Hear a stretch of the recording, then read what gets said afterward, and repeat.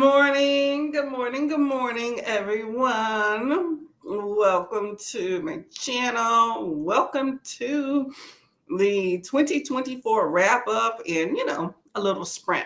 I know this is outside of my normal time, but ran into some work schedule issues.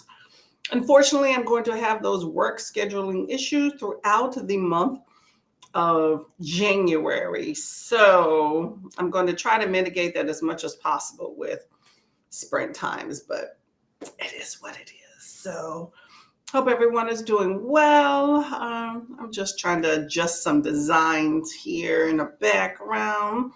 Let me know what you've been up to. How's post holidays? Are we allowed to say it's post holidays? Or are we kind of like in the midst of that? Let me know. I'm still looking at the cool little holiday backgrounds and stuff. So I'm not ready to say goodbye yet. I don't know about the rest of y'all. So let me know how it's been going and how your holidays went and all that good stuff. Okay. I kind of like this background here. So in case y'all wondering, y'all probably been around. I see Laura and I see Sean. I'm sorry. I see Hermits and I see Laura. Rewind, y'all. It's been a busy few days. I see Hermit and I see Shauna. Sounds very familiar. That are sprinting currently. So if you want to sprint hot, we got Hermit and we got Shauna. Good time, good time. Let me see if I can see anybody else. Okay, you got a Rose Between Pages is also sprinting as well. So you got some options. I appreciate y'all being here for however long you are. Okay, so let me see where we're at here. So, like I said, the plan is to do some sprinting, but we are going to do a little wrap up for the year for myself. So I figured what we could do is maybe start with a good 30-minute sprints. Just kind of wake up the bones a little bit. Let me get a little bit more organized because I got some stuff going on. And then get into the wrap up here. Actually, let's do a 20-minute sprint. I don't think I need that much time. Okay, so let me just get a little 20-minute timer going here, and then we'll get to the little wrap up. Okay, and then we'll talk about mine, but we'll also talk about yours and see what how you did this year. I know a lot of people are doing little wrap up videos, and you know what, your girl just don't have the time. So I figured I would just do a live show here. So let me share my timer. Hey, Alicia, how are you doing today? Feeling much better after severe cold? Yep, have to go to the doctor, right? Doctors can hook you up. Sinus infection and 2 antibiotics and a lingering cough, but getting all the things done today. And this cold front is definitely not helping. I know that. I'm sitting there like, where's all this coldness coming from? Okay. Whew. Hopefully it irons itself out shortly and we get back to warmer skies. Okay. Hey, Christina. Go right ahead, Miss Lady. Thank you very much. Let me know if there's anybody I missed, okay? I saw Hermit, I saw Shauna, and I saw Rose. I could be wrong with some other ones. I've been running around all morning, but I tried to show support on those channels. I can't focus. Why is this not clicking today? I can't focus on too much until I get at least one more coffee. Exactly. And that is why we're going to start with a nice small 20-minute sprint before we get into stuff, because I still haven't had my breakfast, which is, very meager. And my tea, first cup, is sitting right here. Okay. But your girl did work out. I'm trying to get my life together. I'm working out again. I started work. My work schedule is going to change for January. So right now, everything's kind of temporary and how I have things, and then it'll iron itself out in February. So that is why we're here on Thursday. But that's okay. That's okay. I'm flexible. Hello, beautiful Jaleesa. How are you doing? I miss talking to you. We need to figure it out together, girlie. How are you doing today? Good morning. Good morning. Christina says hello as well. Alicia says hello too. Awesome. Awesome. Elisa caught alive. Oh, I'm thinking about doing a 2024 wrap up too, since I didn't review a majority of what I read. Yeah, it's simple. It's disjointed, but that's me. Y'all know it's the chaos that is Courtney. Whatever. But I use Storygraph, so it's simple. I like to keep my wrap ups like 8 minutes or less anyway, so it's not like it's a long wrap up. Okay. I just need to kind of pull things up. Christina says, I always thought Restream does not show chats that came before the start. You know what? I'm not really sure what Restream does. Okay. It does a lot of things because sometimes I can't see other people's chats. But I did put a comment in for this chat for myself, and I did not see that. Just to let everybody know, I did have this scheduled for 10. So if you were waiting in the rings, I really appreciate it. You are not off kilter. I did change the time about 5 minutes prior to 10:30 because I just knew I wasn't going to make it. It's just, you're trying, it just don't happen. So, but I put in a comment and it never popped up. Jaleesa says good morning as well. And here's some lovely sprints if you want to sprint hop a little bit before, okay? You got Miss Shauna, you got Rosie. Let's see. I'm thinking Hermit's about to come. Did you move towns or just houses? I moved states. Both. I actually moved, shocker, to Florida, y'all. So, yes, I wanted to have a little bit of a warmer skies, different house type, do some more things with my career, and go to the beach more often where I don't have to pay an arm and a leg because that's my safe space. So I moved to Florida, and apparently the cold weather decided to travel with me because it's in the 30s. But we're gonna let Mother Nature iron itself out, and then we'll get back to nice sunny skies. Okay. Oh, there we go. There we got Hermit. Okay. Make sure y'all it's Hermie or Hermits. We're trying to get away from Laura, although that is a beautiful name, but Hermit. Okay. Or Hermie. I like Hermit. I don't know why. I think that they're not opposed to either one, Hermie or Hermit. So, Jaleesa says, I'm all right getting ready for work and it's cold, so don't want to leave the house. I feel you on that one. I like to, what I've been trying to do on my days off is I work out and then I take like a walk around the block or 2 or 3. What I have been doing though is I get my cup of tea because it's just like a celebratory stretch my legs. I get a cup of tea and I just walk. And by the time I walk's probably half done, the tea's gone too. Nice way. Haven't met any neighbors. I don't think they really care to get to know me, but that's okay. Yeah, I didn't do that today. I didn't take that walk today. It's cold. Plus, I ran out of time. I had to take a shower. Okay, you also have Brittany starts at 11. That is true. See, I'm on like an off day on Thursday. So I know come noon, you got a lot of folks come up. So hop around, y'all. Show some love to everybody, okay? So before you started, I said good morning, Courtney. Oh, yeah, see, some of the comments don't come through. And then Restream is a hater on some people too, because some people just don't come through. Like specifically Elena sometimes and Atia sometimes. Atia a lot. For some reason, Restream just is not allowing their comments to come through. I have no idea why. So if y'all are in the comments and I'm not shouting you out or seeing you on screens because I don't see your comments. So I'm sorry about that if that's the case. If anybody can take a look at that and see, just let me know. Hey, somebody else is here. Generally, I recognize when I see other people say hey to somebody and I don't see their comments in. And I'm like, oh, I'm missing somebody. But I appreciate you being here before.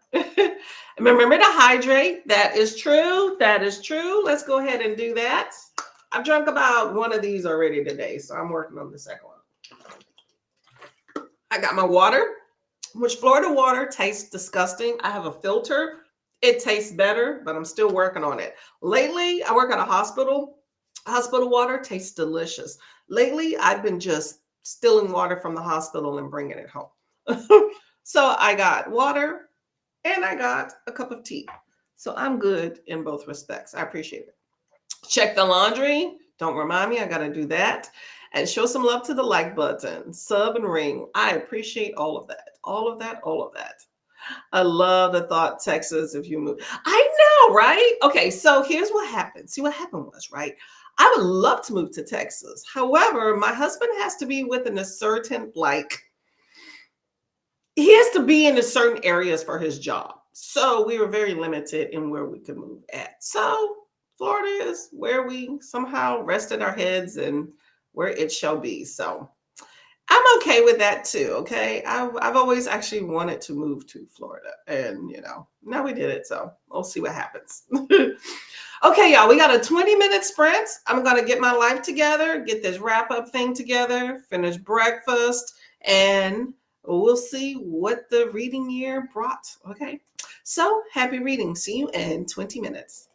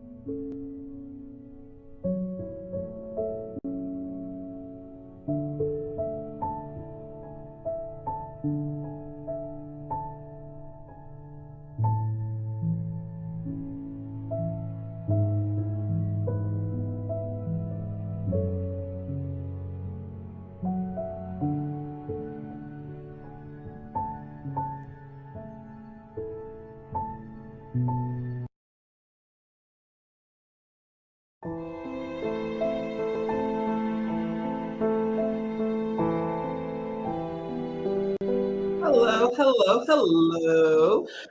Okay, that was a nice little 20-minute sprint for the mix. How did everybody do in that particular sprint? I had some breakfast, had a bit of water, did some organizing, all of that, fun, jazzy stuff. And that was that. Got my little planner here, but whatever. We're not going to go with that. We're going to keep this simple here. Let us see. I did speak to my mother, said hello to her, got her on the sprint. Hopefully she's on here. Probably not. She'll see. But all of that jazz. Okay. Yes, Christina. We were talking about my move there. Yeah, had to move. Christina says, I know Atia does not show up here. There's one person that I can see on the lives, but I never see them in certain chats. Weird, but I can see them in others, but the host sees them. Yeah, it's always something kind of odd. I don't really understand some of these streaming services and kind of how they do things. So I just go with the flow and how that goes, but, tend to have some issues sometimes. So, let's see. I'm trying to figure out. There we go. Hold up.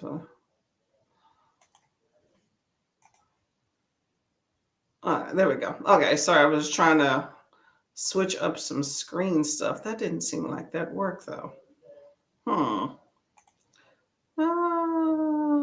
What's the screen sharing?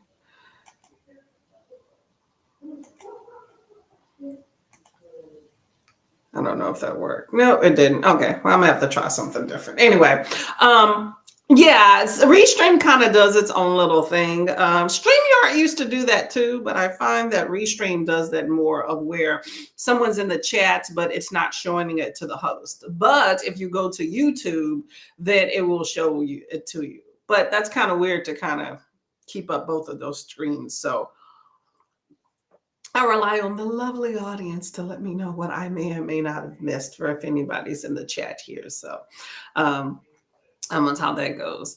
Christina says, are you closer to? Yes, I am definitely closer to Texas. Yes. Still driving distance, not trying to do that, but definitely closer for sure. Jaleesa says, I thought Texas or closer would have been the new state. It's about 12 to 13. Yes, exactly. It depends on where you're at. Truthfully, from where my family is in Texas, you can get to Florida, like to Destin, Florida, which is not where I'm at, in like 8 hours. So it just depends on where you're at, but definitely closer and, warmer. So I'm okay with that. Sometimes you can't get to exactly where you want it to be, but I was definitely trying to get out of the north. So we'll see. Time will tell whether that's a good decision or not. You know how that goes. Life's an adventure. You might as well do it, right? Commuting to work. See y'all when I see y'all. Okay, Jaleesa, thank y'all very much for coming by. Much appreciated. Hopefully you have a good day at work. Hello, Kiana. How are you doing, lovely lady? What's going on? Are you getting ready for work too? Good morning, Kiana. Christina says closer than it was. Yeah, that's true. That is definitely true. Cheaper plane ticket. Let's say that. Cheaper plane ticket. Also on neutral ground, since neither one of us have family here, with my husband and I. So we'll see. We'll see. Alicia says, I got all the kitchen cleaned up and now starting on the cat portion of my to-do list. Okay, well, there you go. There you go. You're getting some stuff done, knocking things off the list. I'm not mad at that. Okay, you can come over here and help me out too. I could definitely organize some things in the house more. It's just, what's my motivation? I don't know. Oh, I get you. Kiana says, good morning. Alicia says, good morning as well. All that good stuff. Okay, the Jimmy Carter Day. Okay, well, what is your plan for your day, Miss Lady? Besides spending some of it with us, which I am happy about. Let me know. And while you're doing that, let me see if I can gear up Is this screen sharing going to work? Perfect. Okay. So here's what we're going to be doing, y'all. So I am going to do a wrap up for my 2025 year. Okay. Let me go ahead. I'm sorry, 2024. Oh my gosh. uh,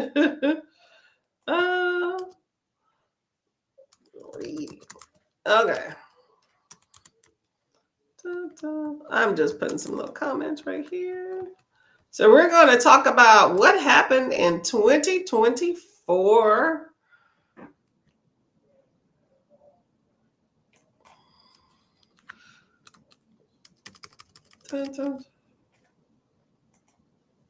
right, there we go. There we go. Got that there. I don't know if you can see. Let me see if I can somehow. I don't know. Let me play. I like to play around. You know, I like to play around with these things here. I don't know. Let me see. Yeah, that's better. Is that better? I think.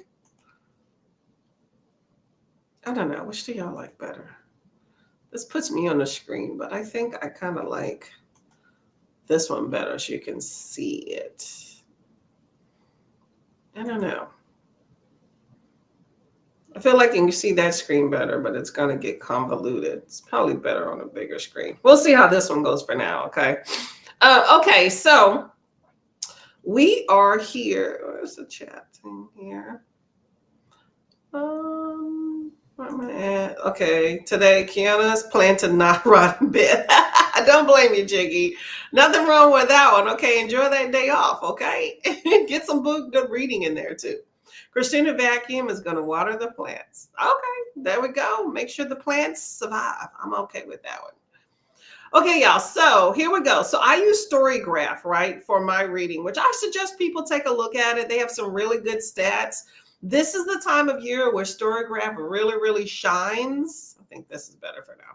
This is the time of year where Storygraph really shines for everyone when it comes to, can I switch these over? There we go. This is the time of year that Storygraph really shines when it comes to showcasing what your reading is, because it gives a lot of really good stats and very easy, user-friendly in order to use. So I definitely recommend trying to use Storygraph. I think the stats are just better than YouTube in my, not YouTube, in Goodreads, in my opinion. Okay. Most people tend to agree with that. But most people that have issues with Storygraph for one reason or another, this time of year where you're trying to get wrap-ups and all, I think is where Storygraph really shines. You can see the money that was put into their graphics and how they do their analytics and stuff like that. So I really enjoy it. But I do all of my wrap up stuff through there and reviews and stuff. So anyway, so here we go. So for 2024, okay, reading wrap up, right? For one, you can see here 2025, looking forward, my goal is 120 books, okay? And I'm at 2 books. I'm in the middle of the 3rd one. So you know what? Your girl's on track. But this is what we came here for, okay? 2024 wrap up. Let's click on that and bam, it pops up, right? You're getting an insider view into my into my Storygraph here. I'm going to periodically check these comments here, by the way, okay? Shauna is popping in to say hi and hit the like button. Much appreciated. Shauna is also sprinting, by the way, y'all. And then Alicia says, I need to set up Storygraph. Storygraph is great because you can import from like Goodreads into that. So, a lot of people have different things that they do, just to get the stats if they don't want to use it throughout the year. So however you want to do it. But I use it. I have Goodreads, but I stopped using it. It's just, I don't care to go through it twice. But I find the graphics on Storygraphs is good enough. I find the interface is really good as well. So that works for me. And this is my home base, right? Okay. So here's my 2024 reading wrap up, right? Congratulations on a wonderful year. I'm all for that. Oh, see, this is why I didn't like this view. Let me see. Maybe this view is better. Yeah, I'm just experimenting. No, I don't like that view better. Let's do this one. All right, I think this is a better layout, okay? All right, So, congratulations on a wonderful year. Thank you very much, Storygraph. Much appreciated. So, Storygraph says that I finished 162 books and I read 39,318 pages. Now, my goal was, does it have it on here? No, I don't want to go too far. I haven't even really looked at all this stuff. But my goal, I believe, was 150 books. And hold on, can I click on that? Nope, nope, that's gonna go. Okay, I don't want to get out of this page. So my goal is 152 books, and I believe my page count was supposed to be like 38,000 pages. I just kind of picked that out of a hat. So I did exceed my goal, so I'm happy about that. It was just to me about reading good books, not necessarily about like the quantity, but I looked at what I read the previous year and what I expected to read that year. And this year, I think is going to be a slower year and maybe some longer books. So that's why I decreased my goal. Okay. It's just based off kind of how I feel my year goes and whether I overshot or undershot my goal. Right. So my first book for 2024 was The Loyal Wife by B. Love. That was a pretty, interesting book. It was a like urban fiction book. Had some very interesting things in it, I will say. I think execution in that book, like the premise was fine, but execution was not. This guy gets this amnesia, and then this woman comes up and picks him up as his wife. But, he's going all around town, and there's some discrepancies in whether or not she is his wife. But it's like, some things just didn't add up. Oh, this should have been caught before. But the juiciness in it was a really good book. I will say that. I got that as somebody reached out to me on TikTok about that one. And then my last book was Mortal Remains, which if you check out a video I have coming up on Saturday, you'll have a review about this one. But Mortal Remains, a girl works at a funeral home, and, there's some mystery surrounding a guy that they pull out of some fire rubble down the street. So interesting book there. Pretty cover, by the way. I think, no, I don't have it in here, but so here we go. 2024, it talks about a mood map of my reading. So it looks like I'm kind of lighter books push the line up and darker books pull the line down. So it looks like I'm more of a lighter reader. I'm up in this area here more than anything. So I will take that for the win here. I like a medium. I love a good dark story. Don't get me wrong. But, it seems like my mood's lighter. So I might need to go down a little bit. And the Storygraph is great because it allows you to analyze. I explored the shadows of the human psyche, traversed landscapes of the heart, and set off on thrilling quests. That sounds fine. I think I would like to change that a little bit more. Maybe not get so much into psychological reads and get more into adventures and stuff like that. It says books and pages read per month. So this kind of shows you where I went, let me move this cursor, sorry. For the pages I read and the books I read and, how it was per month. So it looks like June was a lot of pages, okay? Lots of pages. And it looks like June and April seemed like they were hitting up in there, okay? I don't know if I believe June, was that the picture book month? I did have a reading month where it was like picture books.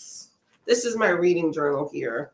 I'm not going to go all in depth into all of this like I did last year of looking through each and every month to kind of see my readathons. But I do participate in quite a bit of readathons, okay? No, I'm trying to figure out what I participated in. Well, I think I just read a lot of books.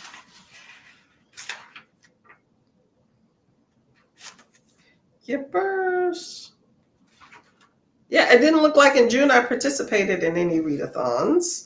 I just mood read quite a bit. So that's what was it with that, just a lot of pages. And it said, I congratulations, I completed my goal at 108%. So that's a plus. I'm happy I did that. But like I said, it's all about reading good books, not necessarily about hitting a number. But it is nice to, get to your numerical number that you set. And then so I'm at 108% of reading golden books and pages 103%.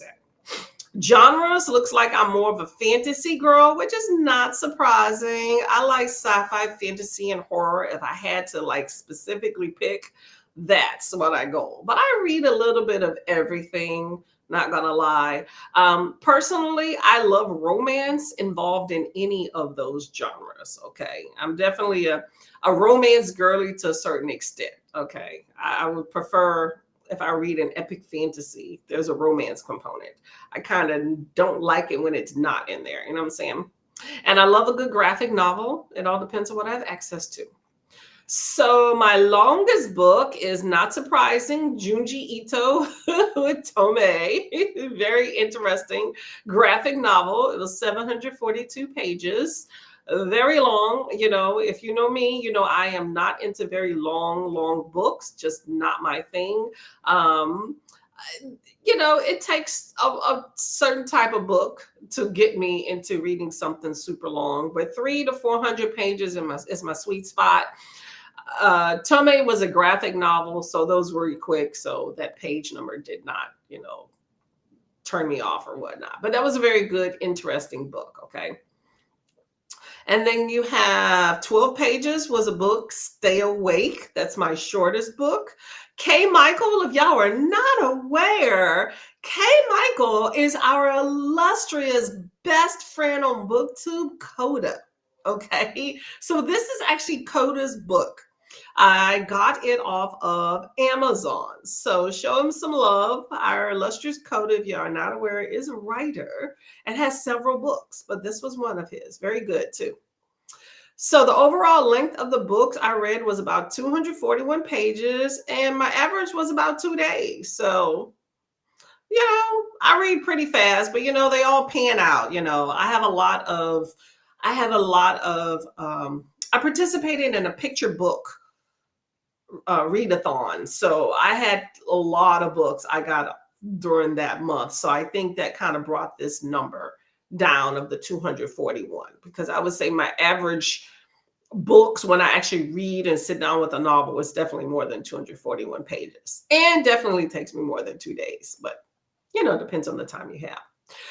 So, okay, so I read 13 Reasons Why in one day. Very good. I've never seen the series, but the book was pretty decent. And then Blood Debts said it took me 5 days at the most.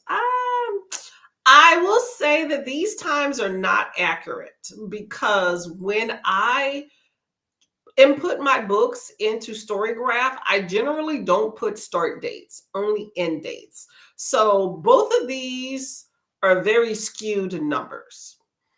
I mean, I wouldn't dispute this one for 13 Reasons Why, but I definitely dispute Blood Debts.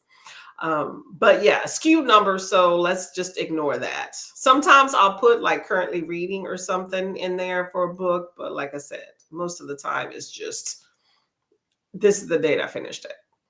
So the authors I spent the most time with in 2024. Okay, I have a whole video dedicated to Junji Ito, as well as one for John Mars. It was out last week.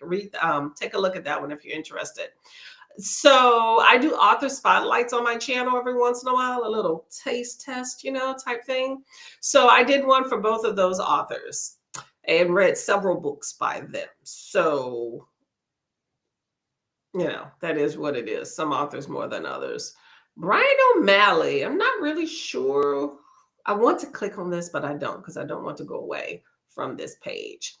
Off the top of my head, I don't remember Brian Lee O'Malley, but it said I read 3 books by that author. So I'll take it. I need to see what those are. So 2024, my average rating for books is a 3.96. So I'm almost at a 4. With Storygraph, you can do like those half stars. So I like that. Actually, you can do like quarter stars too.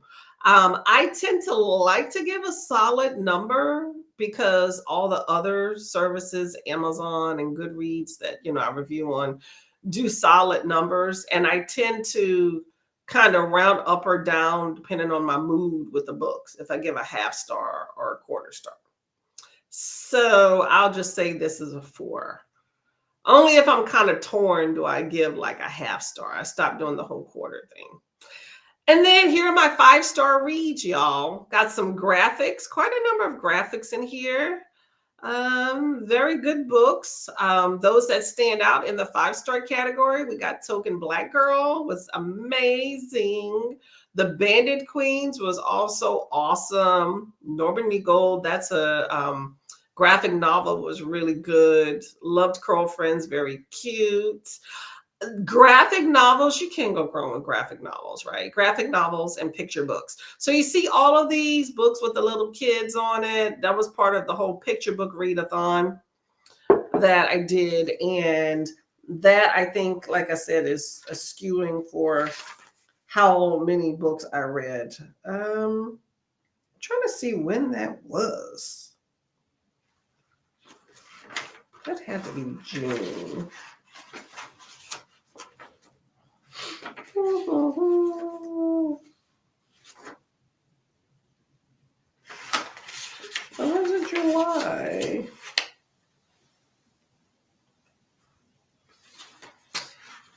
Did I not write it down? I must not have written it down. Oh, that does not sound like me, y'all. Hold up. That's gonna bug me. We're chatting, so I'm gonna go ahead and take a look and try to find. Oh, it was April. It's a picture book readathon. Hosted, it's called Picture This by Spread Book Joy and Shelley. Oh, I just put Shelley. Okay, but yes, it's an April great picture book readathon. Allows you to take a look at some books maybe you would not have looked at otherwise, but I enjoyed that. So I have quite a number of books on the list. I think I might have read 20. So really good books. Here's a John Mars. These books are absolutely amazing right here, y'all. An American Marriage by Tayara Jones and Perfect Peace. Oh, if y'all have not read this book, you are missing out. Okay, amazing. Top books of the year by far. Okay.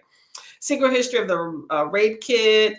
As you can see, you got The Marriage Act and The Family Experiment by John Mars. He's a 5-star no matter what. All 5 stars, all the books I've read by him. Awesome author. Okay. So that's my 5-star reads. As you can see, I gave out quite a number of 5 stars. Okay. And that's besides the little, picture book things there. 2024 ratings. It looks like I gave out over 40 5 stars.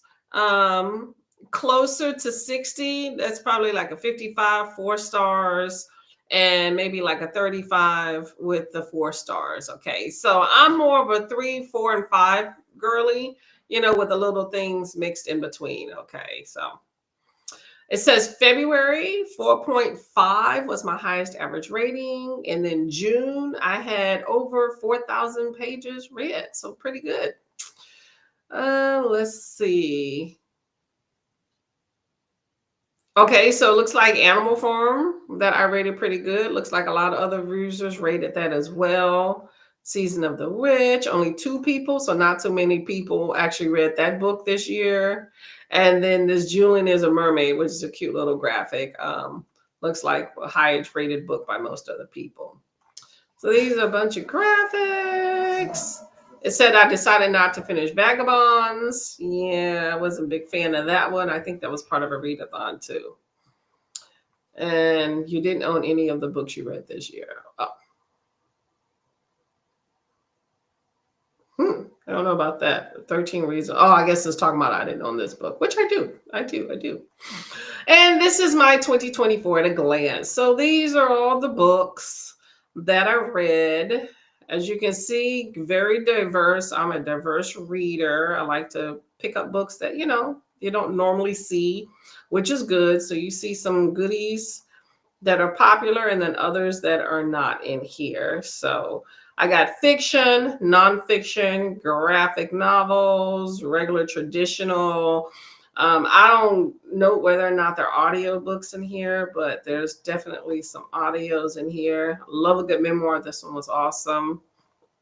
Um, Little bit of everything, just scrolling through. Take a look, take a look. There we go. Dun, dun, dun, dun, dun.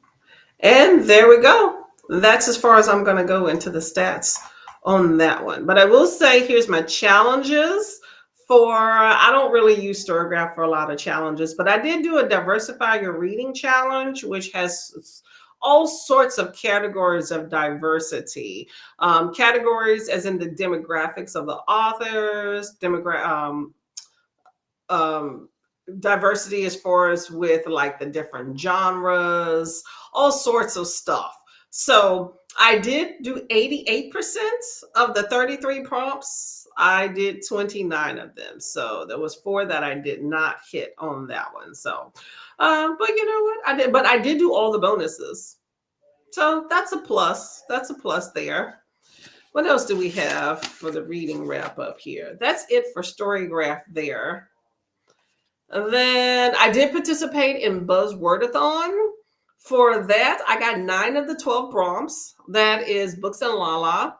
I haven't looked at the 2025 one yet, though, but I did most of the prompts there. I did participate in a banned book challenge for 2024. It was Read 24 of 24.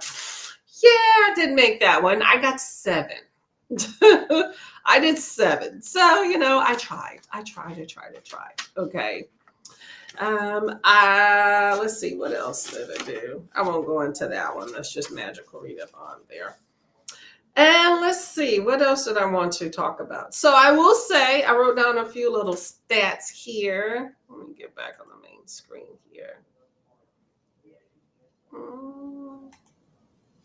There we go. Okay.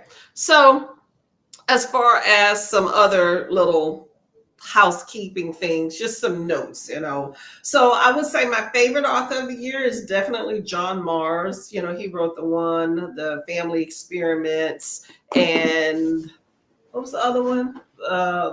The Family Experiment, and the Marriage Act. Awesome author. I will say that my worst publisher, as far as with books, is Tor Publishing.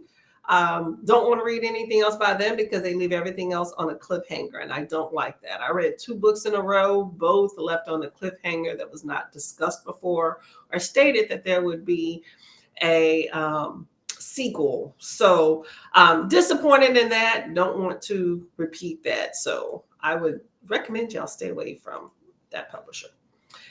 I will say for favorite nonfictions, Token Black Girl was amazing, and so was Sure, I'll Be Your Black Friend. Both awesomely relevant, sad, but that's the state of the world, as at least that I know it and in my experience. So, but those were really good books I enjoyed. Then my worst book, do I have a worst nonfiction? I didn't really read any bad nonfiction, but I would say my best books that I enjoyed this year was The Bandit Queens, all the books by John Mars, Perfect Peace by Daniel Black, An American Marriage by Tayara Jones, and Immortal Dog by Tigris Geist. I think I said her name wrong. Awesome books. The sequel comes out this year. My worst books was Lady Chatterley's Lover, The Glass Castle, and Sex Criminals, which was a graphic novel that Jaleesa told me about. Horrible. I absolutely hated it. And then best graphics, I would say, was Normandy Gold and Curl Friends. So just a few little stats I wrote down. So overall, if y'all are still here, that was my wrap up for 2024. I enjoyed my reading. It was a good time. And, now we're on to 2025. So nothing wrong with that. Let me know what's your best books of the year, and any stats that you want to share. Let me know. Let me know. Let's see. Okay, so Alicia was talking about setting up StoryGraph, which I definitely recommend doing so. And then Kiana says, I didn't do well in the challenges. Yeah, I mean, we all have our moments. Some of these challenges are more than others that I did okay in, we're all fallible, and it's not like you have to hit a goal. It's, more of a personal thing. So I always believe in trying your best and forget the rest. Okay. So as long as you enjoy your reading, that to me is my main goal. Did you enjoy your reading for the year, regardless of if you was able to complete a challenge or not? Yeah, The Glass Castle. No, we're talking about the memoir by, I forgot what that lady even did. She was some sort of news correspondent or journalist, right? No, I DNF that at like, I don't know. I was a chapter in, maybe. I don't know. I just know I could not get into it. I felt that with The Glass Castle, I almost felt like she was making up stuff. It was just so fantastical. All the things with her mom and dad. I mean, I know there's some dysfunctional families in the world. Don't get me wrong. I understand that. I just felt like she was just making up things, like how they tied her to this chair, how they broke her out of the hospital.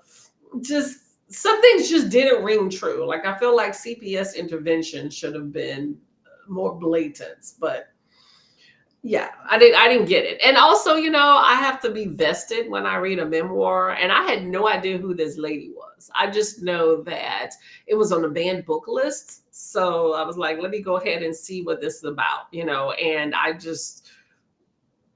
it was not for me. It wasn't for me.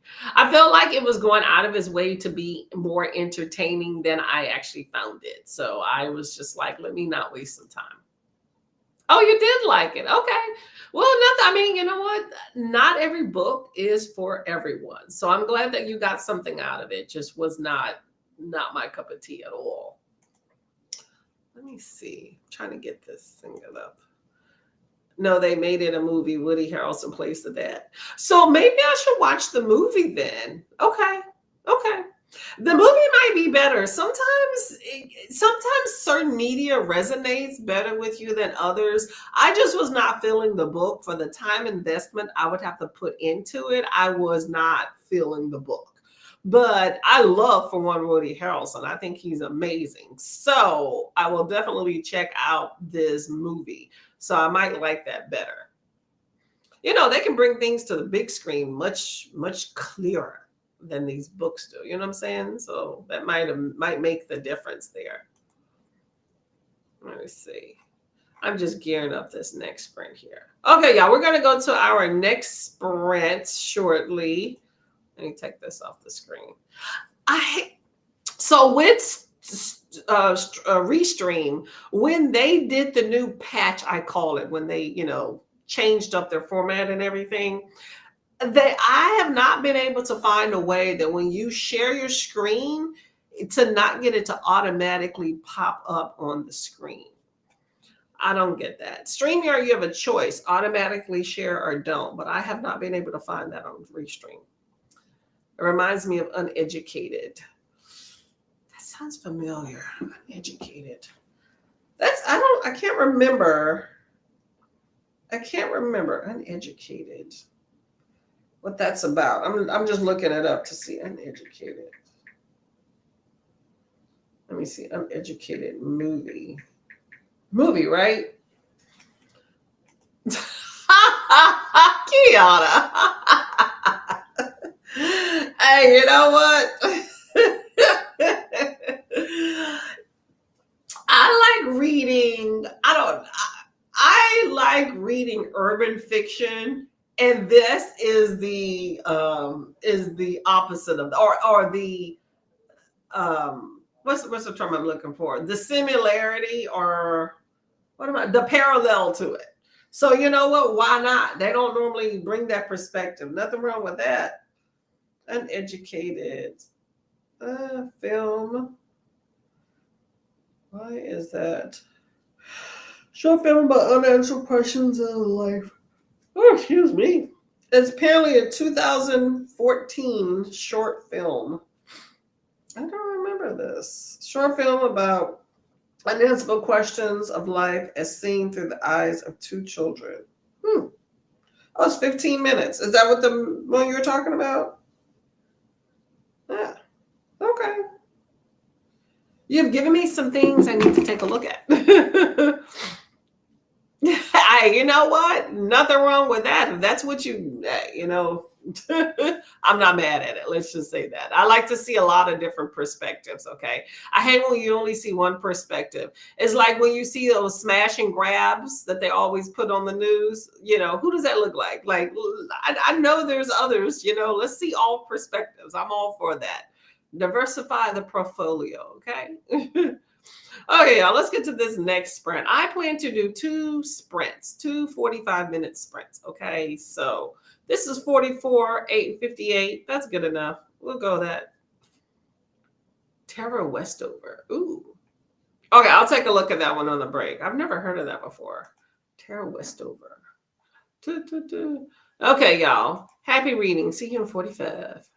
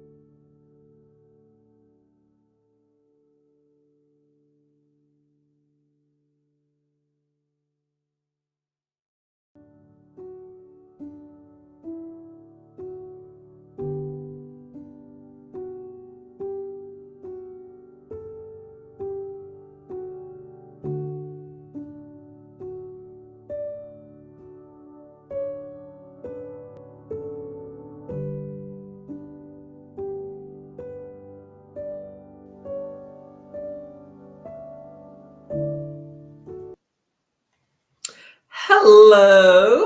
How did that spritz go for everybody that had people read some books, look at your reading goals, reset some goals? How did it go? How did it go? I'm reading, I don't think I even told y'all. So we did do the reading wrap up for 2024 prior to the last sprint. So we are on to 2025, right? But don't forget all those good book friends that you read last year. Okay, keep that in mind. But I am currently, I have Pinata, that book. So I have it on audio and on like regular or whatever. This is, Libster. Gotta love her. And so I figured I would listen to some of that while I get some stuff done. So I was doing a few little errands around the house, and I listened to a chapter or two of Pinata. So that's pretty good. That incorporates a lot of like Mexican culture and all. So let me know if anybody has read Pinata. It is fantastical horror, kind of paranormal type thing. So, Kiana, we were talking about the Glass Castle and how I was not a fan of the Glass Castle and you enjoyed it. And then you recommended this book called Uneducated by Tara Westover. So that is definitely not what I was looking up earlier. And I read the synopsis of this. So it's about a girl that came from like a survivalist kind of community, real isolated with her family. I guess they were abusive, including her brother. And somehow she was able to start school at the age of 17 and went on to get like PhDs and go to Cambridge and all this other stuff. So pretty impressive. She should pop her collar a little bit. So that's pretty cool. I have to check that one out. Okay.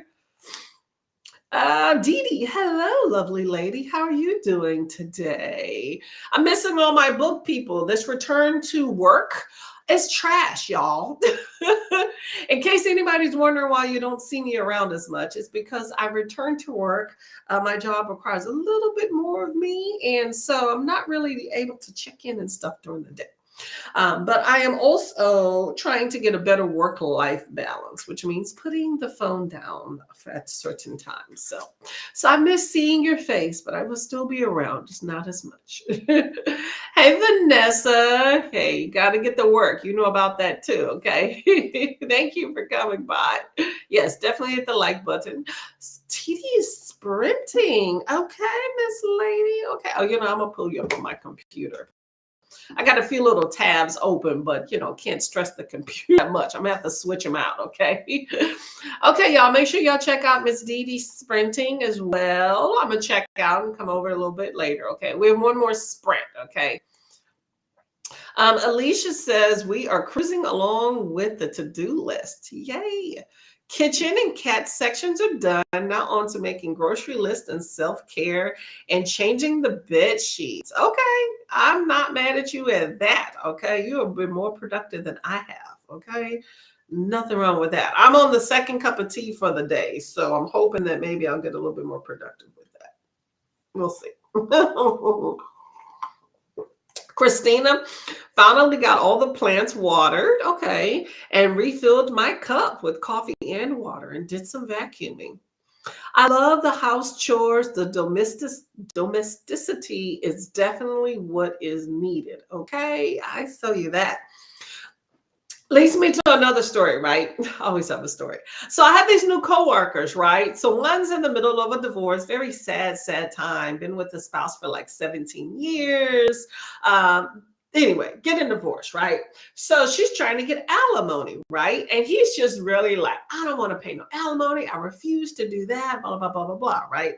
So I don't know. I think it's very interesting when people are homemakers and don't make money of their own, and then the marriage implodes, which is why I definitely have issues and concerns when you don't make your own money sometimes, because things happen. I really wish I could trust relationships and everything the way that I used to back in the day. You know how they show on television, because the reason you had women's libs is because you can't trust some of these folks, right? And you need to protect yourself. I've seen plenty of cases, old and new, where things went sour and the woman definitely got the short end of the stick. But anyway, So his wife was in this situation for the longest of time, did not work, right? And then now I guess she is making some money or whatnot, but he's upset because like she's asking for alimony. So what do y'all think about this whole alimony situation? Because I've been told that you can get alimony even if you don't. I mean, alimony, by the way, and child support are two different things. Alimony is for the spouse, okay? So what do y'all think about asking for alimony? For people. That seems to be a whole new thing that I've been hearing about lately of people asking for that. I mean, and apparently, even if you still work, you can still ask for alimony. I guess it has something to do with the disparagement in pay. But I guess my whole thing and even bringing this up is that I was having a conversation with my husband about it. And I was just thinking about the people I know that are stay-at-home moms and things like that, that job does not come with a paycheck. Okay. And people very much look down upon homemakers. Homemakers were like when you have a husband and wife couple, right? Like I'm talking about that type situation. And the wife stays home or the dad, but for the most part, it's the mom, then there's no paycheck that comes with that. And it's a thankless job. Okay, really it is. But it allows that man to go out and make money for the household. So that is still a job. So when men say you don't deserve any sort of alimony or anything because you don't work, to me, that's complete bull. Like you put in a hard day's work, and truthfully, a lot of times your work is not even done. Because I know some men with a stay-at-home wife that when they get home, they still don't believe need to do anything. I mean, I'm not a stay-at-home wife by any means, but I've definitely encountered that of just because you went out to do work does not mean you come home and you have nothing to do. Like I don't expect you to go build a building, but there are still things that need to be done, you know. Very just crazy situation. Very interesting. But yes, so he is not wanting to pay any sort of that, but that's kind of where making your money kind of helps. So, but it's just, I don't know, very interesting. But yeah, I saw this statistic once that talked about if if parenting like a women's job, like a no, I said that all wrong. That does not make sense. A stay-at-home mom, okay, because it's definitely not women's job by any means, okay. But if you look at like somebody that's a stay-at-home mom, and if you look at what their salary would be, if you equate to everything that you're doing, like if you're doing it right, it's like $500,000 a year. But nobody gives you credit for that. No one gives you any credit. Anyway, food for thought, y'all. Making it up for the time I was sick. Yeah, well, you know what? You had a valid reason for not doing some stuff, but take it easy and don't feel like you have to do everything all at one time, okay? Christina says, I did get dressed and make the bed, working my to-do list. Not sure if I will finish it. Maybe get done to redo it. There you go. Slow and steady, slow and steady. Trying to start my day, but just so unmotivated. Oh, sorry, Chris. You can get it done. You can get it done slow and steady, like I've been saying, okay? You got this. You got this. Christina says hello to Chris as well. Chris says hello back. And Alicia says, I'm a stay-at-home mom of two, and there are some days I wish I could have a paycheck for it. We do like 10. Exactly. That is a job, okay? And even women that do work, like think about this. Even people that work, like I commend people, especially people with large families that put in like a full day work, okay? And then come home and then you still have to deal with kids and even a husband for that matter. Sometimes there's some single people that do all of that full-time jobs and still come home and deal with kids. Like I commend folks. I've always had like mommy daddy issues, not gonna lie, okay, and reservations about some things because of that. You know, just it's scary, but yeah, it's a lot of work, and a lot of people don't give you credit. Like I've met some very educated, great seeming dudes that still talked very much down about like, oh, well, they're just at home. Really? Like, okay, my sister-in-law has a master's degree. I think she has a master's degree. and she's a stay-at-home mom, right? She has a husband. He makes a decent paycheck, and but the kids are like 17 and 14, and I'm like, and she's tried her hand at getting a job like twice, where she was like doing some sub teaching and stuff in the school, and decided, it just wasn't for her. But it's like there's been comments he has made that I just gave the side eye, almost like, well, I don't have to do it. That's what I have a stay-at-home wife for, like very kind of sexist type things. Or maybe it's just comfortable. I don't know. I'm not in other people's homes, so I don't want to sit there and judge. I just know that she gave the side eye once or twice to some of these little comments, but she kind of was quiet about things. I just feel like, when I feel like I'm being used and abused sometimes, like you're not picking up or doing things around the house. I work too. So if my house is a mess, it's because I don't plan to clean this whole thing by myself. Like that's a new thing that I started since I moved, because I've very much been, just not happy with kind of some of the dynamics in my home. And, it's a lot of work, even with just two people, much less more than that. But if I didn't work all day, I work 12-hour shifts, mind you, and then I have to come home and still cook and clean. I'm not doing that when you have somebody else there too that's been there all day.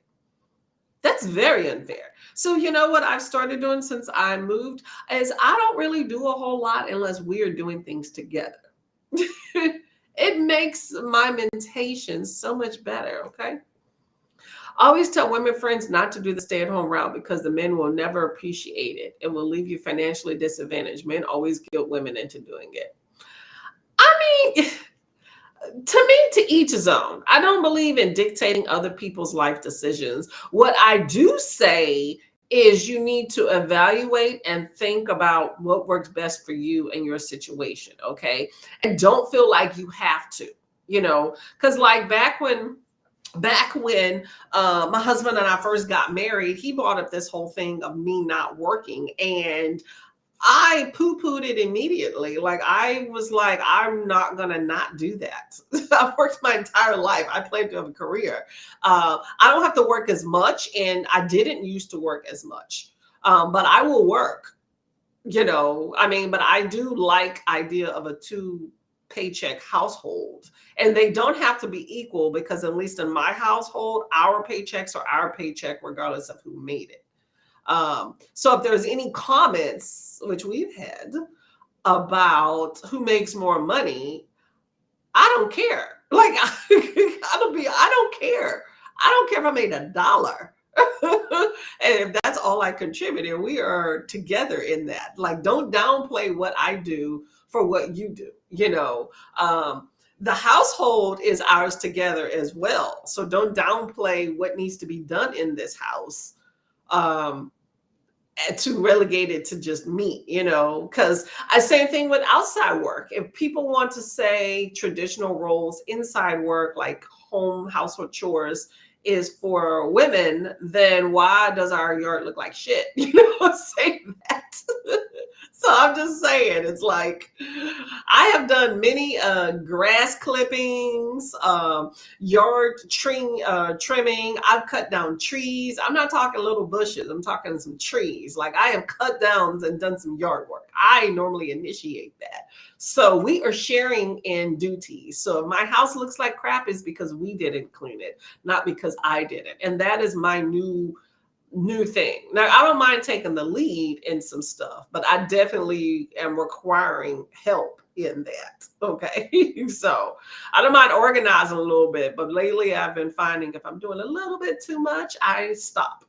You can indulge your hobbies. Why can't I, So, but yeah, don't feel guilted by any man. Do what you feel like you want to do. But I do think there's some situations like military situations. I find there's a lot of stay-at-home wives in the military. And a lot of times it has to do because maybe the male's a service member. And when you have kids, military tends to have a lot of younger people have kids and stuff that maybe aren't, thinking things through. But childcare can get kind of expensive, and then when you move around. But I feel like there's always a way. So just things to think about. Let's see. Alicia says that stay-at-home moms are nurses, chefs, accountants, drivers, nanny. Yes, so many hats. I agree. I agree. I agree. I agree. Christina's a stay-at-home mama and love it. I get paid in hugs. Oh, that's sweet. I would if I don't know, I grew up in a very interesting situation. I think when you grew up in a single parent household, I definitely think it kind of changes your opinions about things. And and I think people have whole different histories. Like I may be coming from a different type history and background than some of y'all. So this is skewing my opinion of things. But I'm not knocking this for anybody, okay? I'm just talking about my level of comfortability, okay? I've been through some things even with marriage. So it's like, if I had a whole nother situation, I may have a different opinion about that. But I've also met several people that I felt like the whole being at home, staying home mom just really it destroyed them because of a faulty spouse. So it skewed me early that would not be my path. Okay, so to each his own, it's whoever. So please, I'm stating this in case y'all have not, unless I have not stated it enough. I am not poo-pooing being a stay-at-home mom or dad, because there are stay-at-home dads. Not poo-pooing that, okay? It's for y'all. And definitely get paid some way. Okay? For those of y'all that do, make sure you get your paycheck in hugs, access to the dollars, because you may not have physically made those dollars. However, you contributed to them being made, if that makes sense, from somewhere else, which comes into your household. So that is your money. I've known people that the spouse went out and made the paycheck and they stayed home, and the spouse like made them ask like they weren't entitled to anything financially. And that is it's like, what? Are you kidding me? Whole nother ball game there. Okay. So do what's best for your household and make sure it's taken care of and it works well. Okay. People know when it's not working well. You know what I'm saying? Hello, Bill Clinton. How are you doing today? Welcome. Why is that not clicking? Why is that not clicking? There we go. Sorry, StreamYard's Restream's acting nuts. How are you doing today? Welcome, welcome, welcome. We're not getting into political situations here, so keep it clean, okay? Christina says it's a full-time job that does not get all the recognition it should, especially when the child is special needs. That's another situation. When you're special needs children, that's a whole nother ball game versus just, I'm staying at home taking care of the kids. It's better for my household. Because I think it's a beautiful thing when you can have a family member, spouse or otherwise, take care of a child instead of like traditional commercial childcare, But when you get into special needs, it's a whole nother situation. I think it's definitely better with having a parent at home during them, but I commend you on that one. I commend you, because that's trying, and a lot of people don't take that into account for sure. Christina says that is not always the case. My husband and I decided that I would stay home because my job before I had my son didn't pay enough for me to stay and pay for childcare. Mm-hmm. That's what I encountered with a lot of people in the military. Childcare was more expensive than staying home. One lady did it for years, and then her and her husband was like, your whole paycheck's going to childcare. Why are you working? But she enjoyed working, so she agreed that maybe they would do like part-time, or I don't know. It was some situations where she could work, but it wasn't like a consistent basis. But she wanted to have a career, just not pay all the childcare. Like what we had planned to do was for me to work a night shift, because my husband works during the day, when we were talking about having a family.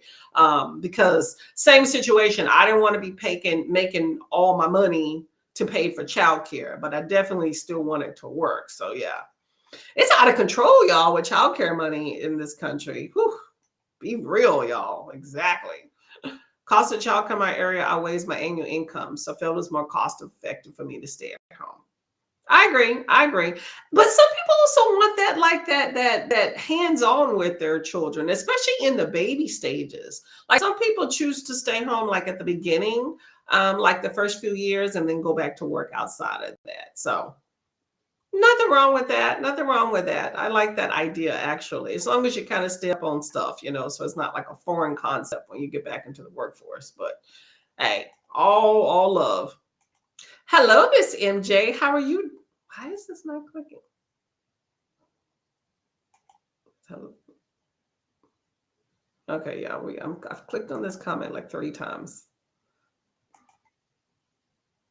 Let me know if y'all were seeing MJ's comment because I'm definitely not. All right, let me go back to Alicia's. Okay. All right, there we go. Okay. Hello, MJ. How are you doing? What are you up to today? Alicia says, my husband and I are the same way. We work on things together. Exactly. I think working on things together definitely helps. I agree. I agree. I think that when people realize what goes into doing something, they have a better appreciation. So I feel like sometimes your spouse really doesn't realize that they're taking you for granted. Not gonna lie. Like not everything is with malice. It's just think about stuff, right? It's all about perspective. And so sometimes I'll take my hand away from doing things by myself when I feel like I'm being taken for granted, or maybe someone else isn't really appreciating it, so that we do it together and you understand what really goes into it. Okay. Because sometimes people think about, oh, the dish is not a big deal or cooking's not a big deal. Then they do it and they're sitting there like, this is a chore. Because even sometimes a simple chore, people just don't have the patience for it. But I also think like I cook this meal. Sometimes I put my foot in it. You cook this meal and you just can't do the dishes. Like, come on now. I'm one of those people, I don't even think you need to do the dishes every day. I'm not a clear the sink every day girl. You can if you want to, but to me, I just don't want a huge pile of all the dishes in the house cleaned or whatever, or dirty. But it's not like it has to be spotless every day, but just functional clean. But I definitely don't like to clean or cook in a dirty kitchen at all. So if you're responsible for it, it needs to be cleaned prior to. Get on the dishes, hubby. I started staying home because we were paying more in daycare than I was making, and we got diagnosed about a year or so after that. Okay, that makes sense. That makes sense. I feel like as long as you're home, you're appreciated and you feel confident and stable in it. That's all I was getting at. Is that I've just seen a lot of instability and people not being appreciated as far as with like some stay-at-home moms, and I wouldn't want to be in a situation like that. Um, what you Everybody has a different spouse. I'm speaking. If you knew the situations I'm thinking in my head, you would probably be like, oh heck no. Okay. So I'm sure y'all situations are fine. Okay. Just it's sad. Us ladies, we go through a lot in life. Okay. Not to say men don't. Okay. But I do think the plot of ladies in life are definitely more challenging. And I think we as ladies tend to give benefit of the doubt to people quite often that I don't think deserve it. And I've seen some very kind of heartbreaking situations that I'm just like, but us ladies are resilient, okay? Okay, resilient. We bounce back and do what you have to do and land on your feet. And that counts for a lot, okay? Chris says if the women really want a home, that's one click. What is wrong with this? There we go. Sorry. If women want to stay home, that's one thing. I see too often that women are guilted into staying home. Women need to always be prepared for a divorce exit plan. Okay. I think we should all plan. Contingencies are just a fallback plan no matter what great situation we have. Like, hey, let's say this situation does not work out for me. What are my backup options? I think there's nothing wrong with thinking of that. Okay. I really don't. I don't think anybody should be guilted into staying home. That to me is not somebody that does that is not somebody that is probably going to stay around long term. So the lady like that needs to have her girlfriends around so you can talk that out. Now, what you do with it is up to you. You know what I'm saying? Christina was a full-time worker, full-time student, full-time single mama, but before my youngest was born. Okay. Okay, that works. Things change when you have children. I think women's lives change more when you have children, spouse or no spouse. I think women's lives change so much more than men. Like even the mentality, I just think it's just our psyche. Things change. I think also we're more of a nurturers and caregivers. Like, I've seen women, like we had this girl at our other job. I told my boss, but like when my boss hired her, I was like, this girl is not coming back. She was 5 months pregnant and she claimed that she was going to come back after her baby was born, right? And because that was my boss's concern of, is she going to come back? And I was like, probably not. This is her first baby. Based off the way she's been talking, it just doesn't seem like she's gonna come back. I think she joined for the health benefits so she could have her baby in the hospital for free.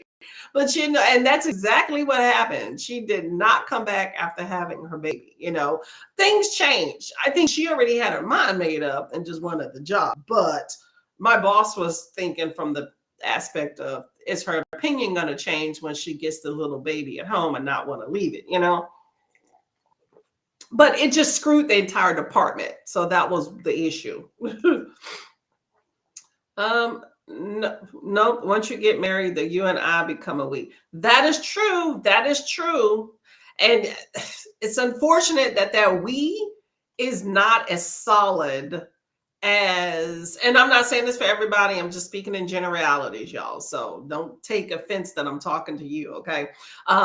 But that we, unfortunately, these days, people tend not to take serious. That bugs me, okay? When I say we, that you and I become we when we got married, I took that crap serious. I have been through some things that if I was single, I would, like, if we weren't married, just boyfriend, girlfriend, dating, we would, I'm just saying, you do things with marriage that you would not, I think, in a regular, non-marriage relationship. Like, I'm not about abuse, I'm not about cheating. That's a deuces right there. Okay. That's completely different ball game there.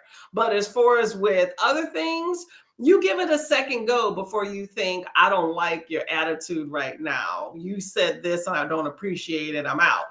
When you're single, that may be a hard thing, but when you're married, you just need a little bit of time and let's come back and readjust your attitude, So some things you worry about, and other things you're like, this, you're driving me nuts because you keep throwing your stuff all over the place. You work that out when you're married,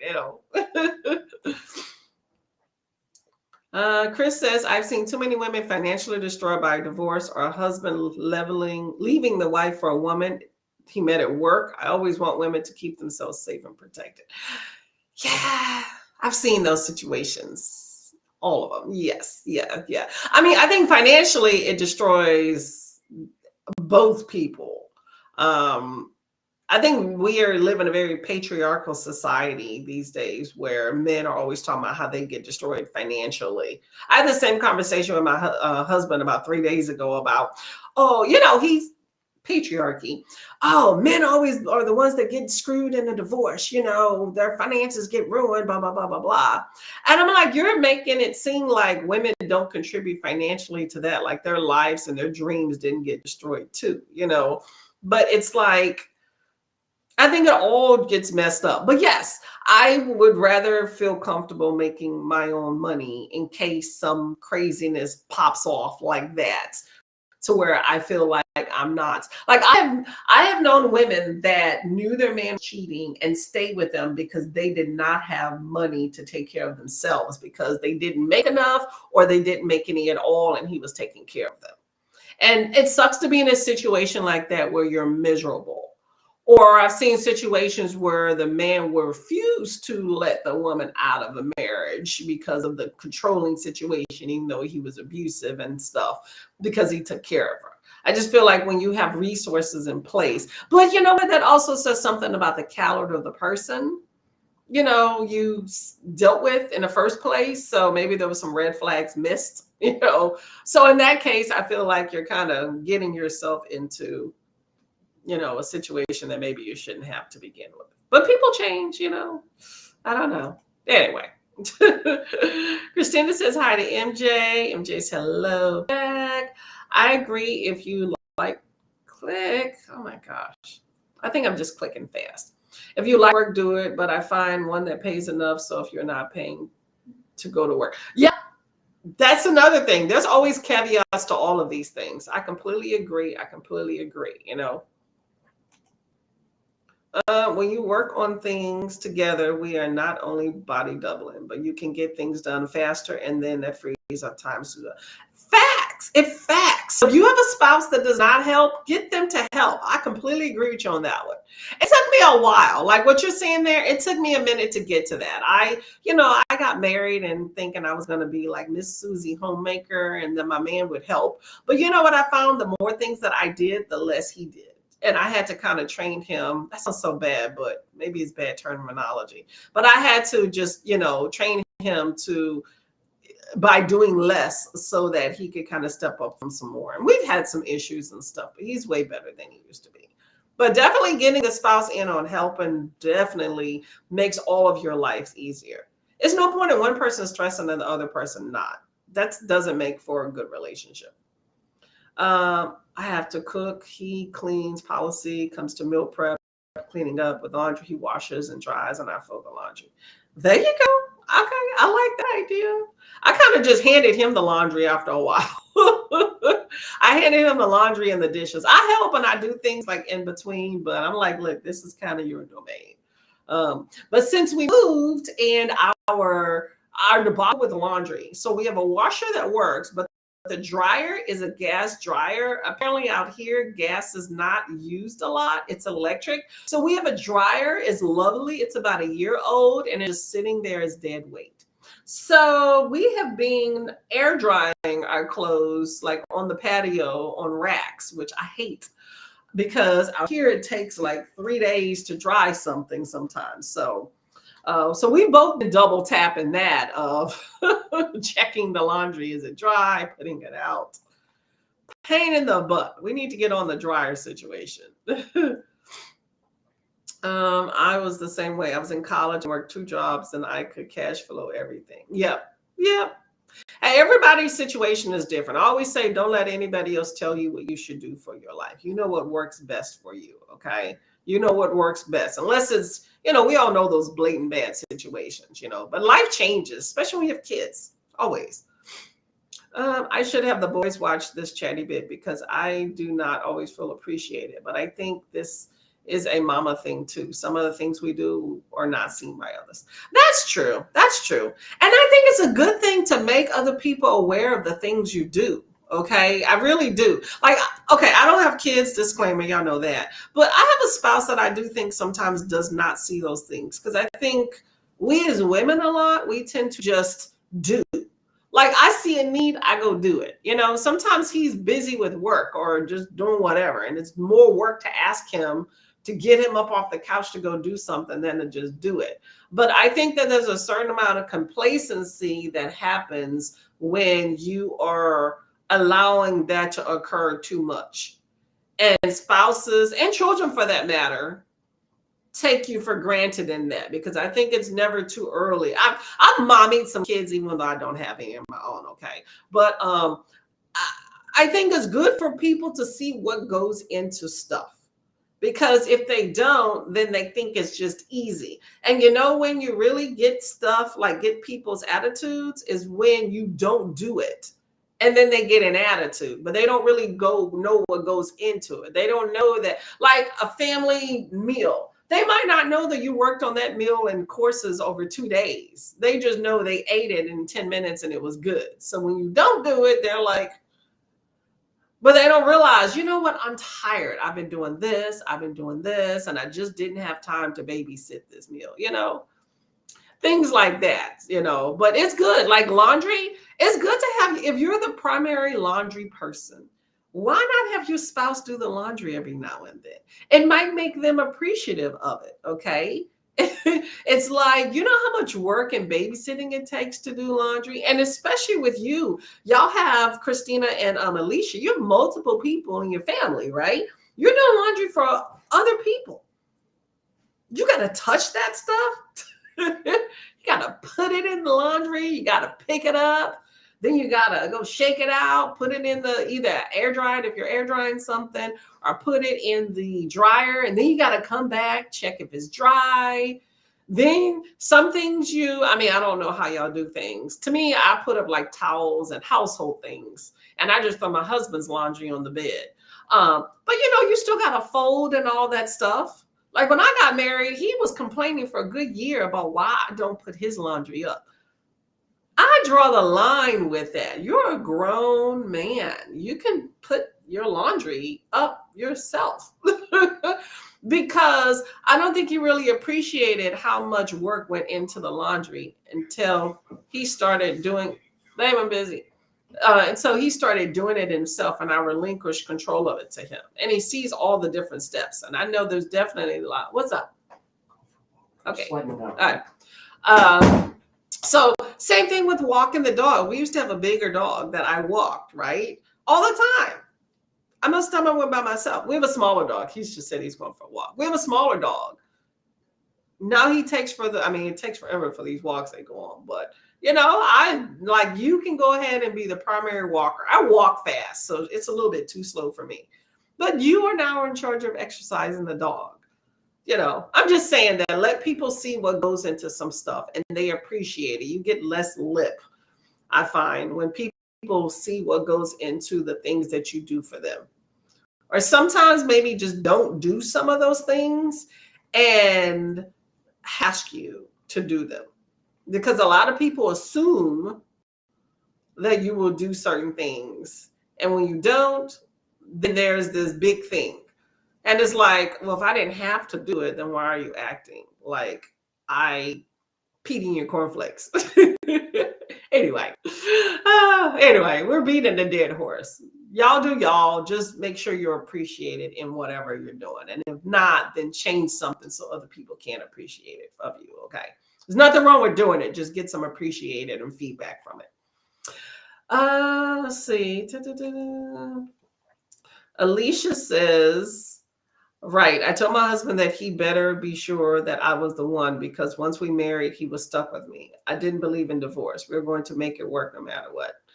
That's true. And you know your relationship. You also know your limitations, okay? You also know your limitations with things. So you do you, because I plan to be in for the long haul. And it's been difficult, y'all. Marriage is not easy. I think some people have this whole idea that you get married and you're set. And it's so far from. There's some work. There's some work you got to do, okay? As long as you feel like that work is worth it, then keep going at it, okay? But it's a two-way street. One person can't be working and the other person, I'm talking about working on the relationship, not job-wise. But one person can't be working at it and the other one not. So make sure you're both equally in it and keep in it, okay? That's the thing right there, okay? Bill says, if I can click on this comment, I suggest stay-at-home ladies explore ways to grow their savings, investments like rental property, stock, side business. True. My mom always suggested this whole secret accounts. I don't know. I don't like hiding secrets. I mean, we have our own accounts, but they're definitely not secret from each other. But I mean, having something that is yours, like if you're a stay-at-home mom, I hate to use the term allowance, but I have heard people utilize that term of like, if you're a stay-at-home mom and the dad or whoever brings home money for you, like that sounds bad too. Hold up. You're a stay-at-home mom and the dad makes money, but you have like an account of money that's just yours. I call it mag money. So it's, hey, here's $100 to $200. This isn't house money. This isn't money for the kids. This isn't money for a bill, not money to buy you stuff. That it's for you to do with. Granted, that's not like a paycheck, like it's going to make up for what you do as the person taking care of the home.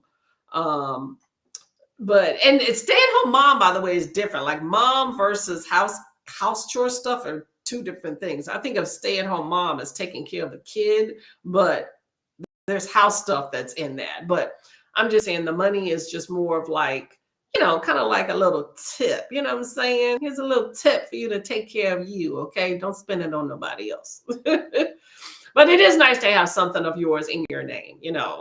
Like even when my husband and I, when we got married, when we both got our vehicles, like during our relationship, each of our cars are in our name. Like it's a given that this is our individuals' vehicles, even though we both pay for it. You know what I'm saying? I agree. I'm going through the same things right now. Okay. We all go through some stuff. Okay. I have left things undone, not because I'm lazy, but to show that if I do, then the house will be a lot different looking versus doing it. If that totally makes sense. Totally makes sense. I think people need to see what goes into stuff or what does not go into stuff if you don't do it. I do that too with my husband. I sometimes I intentionally don't do something, especially if I find, men like to complain. Especially if I find he complains a lot about some stuff, I stop doing certain things because I'm like, you just take things for granted that things are getting done. So let me just not do it. And when you ask me, I'll be like, I just didn't have time. I did other things, or I was tired. My legs hurt. Like I worked. I didn't sweep the floor because I was on my feet for most of my 12-hour shift and my legs hurt. So I don't have time to stand on my feet for another 20 minutes and sweep them off the floor. Could you help out? Things like that. Not to be a genderist or whatever, but I sometimes think men are just not observant and have had a household of them. Even most of the dogs are boys. I agree. They aren't. And I don't expect people to be mind readers. I mean, I wish they were a little bit more observant or motivated. That's another term. They may see things like my husband may see something needs to get done, like the laundry's overflowing and there's panties on the floor. He sees it. Is he going to do anything about it without me asking? No.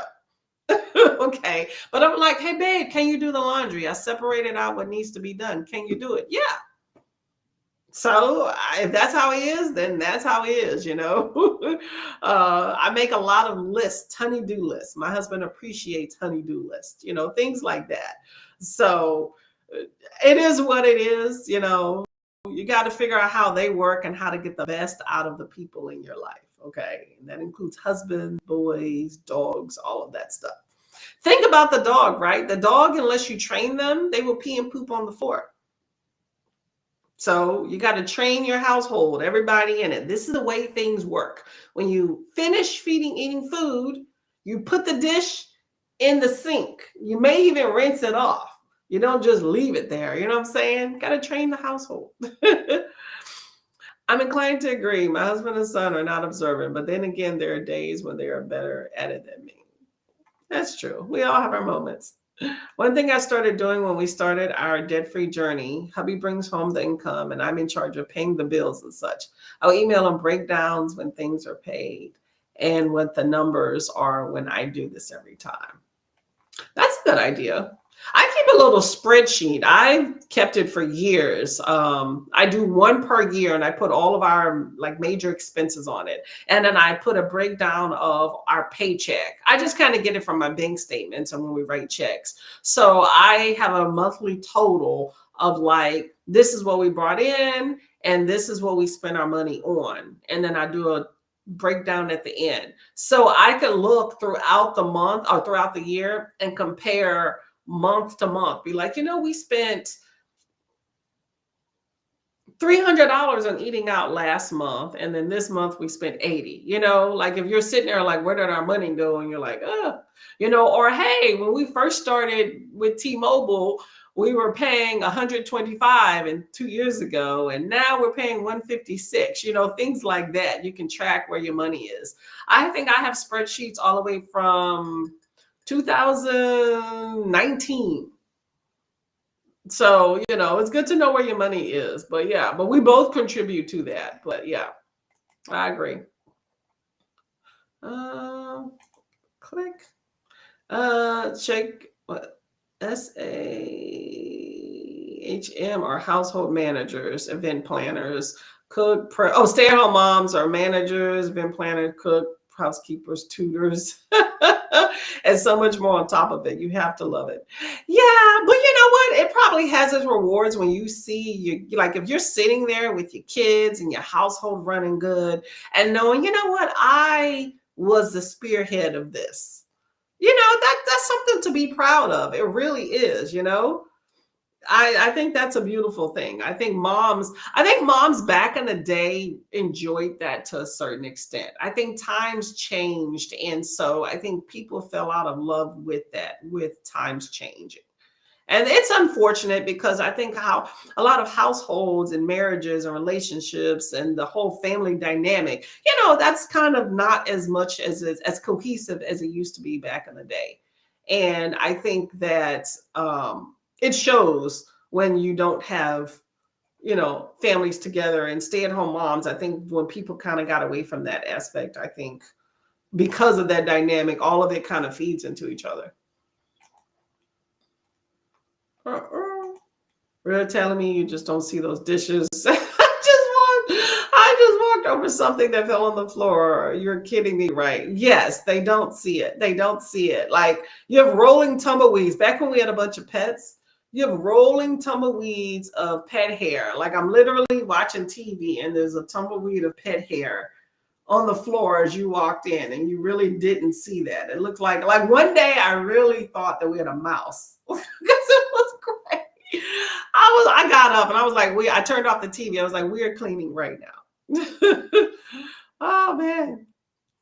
I do that for each paycheck, but do have a spreadsheet that I input receipts into and I subtract from the budgeted money to see where funds are going as they are happening. There you go.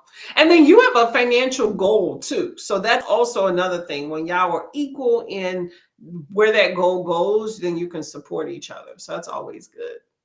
It does. Yeah, exactly. And you know what also probably makes you feel really good? Just having I appreciate you.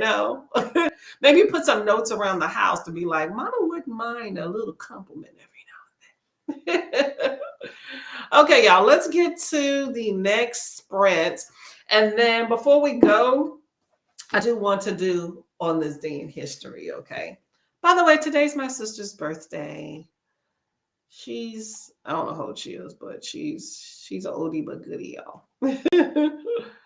Let me see. I'm just getting this to the exact 45-minute spot. There we go there. Stop, stop, stop. Okay. And we have a 45-minute on the clock. Body doubling is the best with your significant others on the same page. Exactly. I agree with you there. Unfortunately, there's so many disconnects, between men and women a lot. Just like a constant struggle to get onto that same page. But it's a beautiful thing when you both get on it, okay? It's just, that's a struggle for my house. Christina agrees on that one. Happy birthday to my sister, too. Thank you very much. I'll let her know, okay? Okay, y'all. Happy reading. See you in 45.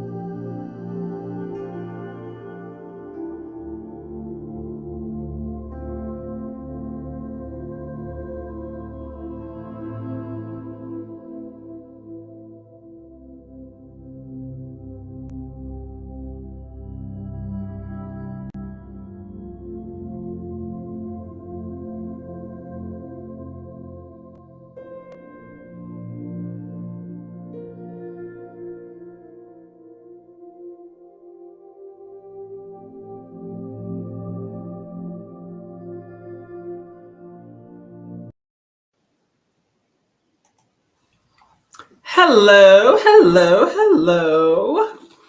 How did that sprint go for everybody? That was indeed the last sprint, by the way. Let's see. And Kiana said, fell asleep, but I'm up now. Diamond painting and listening to Girl with a Louding Voice by Abby Dari. I've heard so many things about that book that was so good. And I guess there's a sequel to that too. I'm gonna have to check that out. It's been on my list for a very, very long time. I don't know why I haven't gotten to it.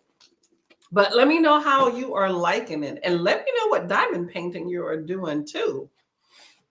Oh, you just started. Okay, I get you. I get you. What's your diamond painting? I have one here. I have not gotten to it, but I have one here that I'm working on. Let me see if I can kind of show. Oh, I would have to move too many things. So I don't want to adjust some stuff. But mine's a lion, but I'm about 75% of the way done with it. I got a light board also for my dining painting. And while I still need my magnifiers, it makes it so much easier to look at. So if you start having some issues with your eyes, I recommend that. Okay. So I did get to a little bit more of Pinata. Let me show you. Oh, how did they get off the screen? No. Oh, Dee Dee, by the way, is sprinting for Virtues of Books. That was what I had on the screen there. I also checked out her channel, Pinata. Excuse me. So that is what I am reading. I was listening to that. I'm on chapter 23. And then I did some other stuff. I'm eating some pistachios, y'all, in case y'all wondering what this is. Let's see. Kian is liking it and trying to finish this Black Santa Claus. Oh, that ought to be cool. I think I did see a diamond painting with that. Okay. Well, go right ahead because I didn't finish my spooky season diamond painting until like, I think beginning of December. So finishing it after holidays, you'll probably be closer than I am to finishing it. Okay. I tried to finish for Christmas, but you know, I know how that is. Things get in the way, girl. You completely know. Okay, y'all. So before we get out of here, let me know how y'all doing with y'all reading. So I have this book on this day in history. And so let's see what happened on January 9th in this year or today in history. 1768, the world's first modern circus opened in London, featuring horseback rider Philip Astley. Show began with tricks on horseback around the circus ring and grew to include acrobats and jugglers. Okay, so the first modern day circus was enacted on this day in January 9th, 1768. 2007? Let me start eating these pistachios, y'all. Okay. In 2007, Apple rolled out the first iPhone in public with a camera and internet browser built-in. Mobile phone was called Invention of the Year by Time Magazine. So the iPhone in 2007. Woo, long time ago, y'all, right? Let's see. Okay. Apparently in 1908, Simone Beauvoir was a French thinker, writer, and women's rights activist that argued that women should have the same rights as men. That's interesting because we should. I think we've come a long way. Still have a ways to go. Apparently the first safety lamp in 1816, British chemist Sir Humphrey Davy trialed his new safety lamp featuring an enclosed flame to protect miners. Previous lamps had open flames which triggered explosions with the flammable gases in coal mines. Okay, so make sure y'all hydrate. A closed safety lamp. I think that's definitely important. Let's see, what else happened on this day in history? First exoplanets in 1992. Exoplanets, which are planets orbiting stars beyond the solar system, were found by two astronauts from Poland and Canada. So an exoplanet are planets orbiting stars beyond the solar system. That's interesting. Yeah, back when I was in school, I think it was supposed to be, 9 planets? I don't know how many now that they have, because I know the nomenclature has changed. And apparently, of the Battle of Bear Valley, which is a clash between the Yaqua people and U.S. soldiers, marked the final conflict of the American Frontier Wars. And we know how that ended, okay? Well, that is spirits there. Let's see what else we got on in here. We have Christina said you could always work on it for Christmas in July. True, true, true. I'm going to pull out one of my Halloween ones for Winterween. Christmas in July. Yep. I think I had one where Santa on a beach. I may have to pull that out for Christmas in July. Christina got vines on the ceiling or hung, and now I'm working on bubbles. Let me know. I think I'll finish. Oh, you're very close. Okay. I get you. Yeah, you're really close. I'm trying to figure out. I want to have to pull all this out. Let me show y'all what I'm working on. I guess I can. Oh, what did I do? I pulled something. Oh, let me see. So this is my diamond painting with my new light board, by the way. So this is what I'm working on. It's a lion. So as you can tell, I got most of the body done. And I got this part, which is what I'm working on the face. But I'm not done yet, so I'm going to stick that back up there. Well, that's probably not going to. Anyway, so this is what I am currently working on for my diamond painting. Isn't that cool? I did very well. I'm trying to work on like how I place things. And so on this side, I did very well. I was very intentional about placement. And on this side, I could tell that I, went different ways. I recommend when you're doing diamond paintings to have it in one orientation and do all of your diamonds in that orientation. So if you're up and down, place them up and down. So if you have ones that are a lot in a row, if you're using a multi-placer, then place them individually if it's vertical, but it's okay if it's horizontal. I find that that makes a huge difference in how the overall look and how much straightening that you have to do. Also, like putting them like intentionally, like directly on, because I tend to have in some of my other ones, the black part of the like letters or parameters tend to show. And this one, I was trying intentionally not to have that happen. Let me see this one. See, these look much straighter. Like those are almost perfect. My husband was like, those are amazing. Versus this side, I can definitely tell where I have like more gaps and stuff. But overall, I think this is probably one of my better ones as far as with the least amount of correction that I had to do. On this side, like I take in little bitty grids and then I correct and make sure I place them all in the grid before I move to another one. So it saves me when I have to do the perusal at the end to make sure I missed something. But the light board actually works very, very well to see where those holes are too.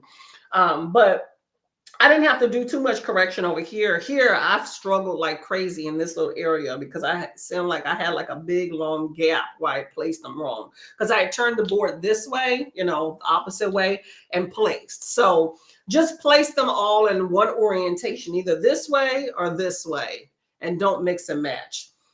Otherwise, more corrections needed. So, but anyway, that's kind of how I think. But yeah, I definitely like the light board. I mean, as you can see, it's not on. What I don't like about this one, though, it came as part of a kit, which tons of accessories that I don't need. So I'm only really using this. And then it came with a roller, which I like, so I can roll it at the end. Generally, I just put like a piece of foil or something on top and press it, but that will work. And then it came with these. It came with two of these to place your stuff inside, but I feel like these are smaller than these. I was using just a little pill case that I just numbered. See, look how much bigger these are. Like some of these come with a lot. Like the number, I think 4s on here are huge. There's no way in the world I'd be able to place all at the same time in one of those little big things. So I'm debating about using that versus this. But I was already in the midst of this, so I'm not going to retake them out to use the other kit. So we'll see. But yeah, but this came as a kit, and it even comes with a stand so you can kind of sit it down and, not have to go flat. But this kit was only like, I think $27 with this light board. And that's the main reason I got it. I mean, it's a cheap light board, but it goes for the 20 centimeters by 30 centimeters. So this is considered a medium-sized light board, and it fits this one perfectly for my kit. So sometimes I turn the light on and others I don't, but I do still need my little magnifiers that I use to do the kit. I still need those because my eyes are bad, but the light that comes from when you plug in the light board helps me illumify this so much better. So I'm still not like struggling with the angle for some of these darker, because this one's kind of dark. That's the ones I struggle with.